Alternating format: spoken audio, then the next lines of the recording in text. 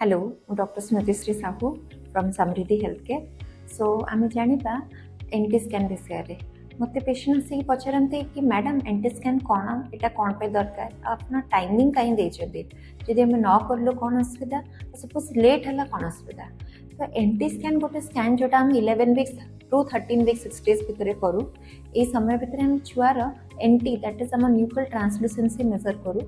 या द्वारा आम जापर किसी कॉमन जेनेटिक प्रॉब्लम जमी ट्राइसोमी 21, 18, 13 किसी जेनेटिक प्रॉब्लम रोटे स्क्रीनिंग टेस्ट ए द्वारा आम गोटे आइडिया आनीपर कि आमर किसी छुआर जेनेटिक प्रॉब्लम अच्छी कि ना।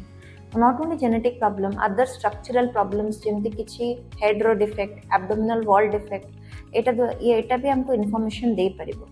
फर्दर मोर आजिकल ये टेक्नोलोजी को यूज करके आमर यूट्रोनाट्री डॉपलर करके गोटे एडिशनल फाइंडिंग थाए एनटी स्कैन रे जद्वारा आमर को पेशेंटर बीपी बढ़िया जो छुआर ग्रोथ इफेक्ट हम कि ना सेटा हूँ प्री एक्लाम्सिया स्क्रीनिंग सेटा भी आम जापर।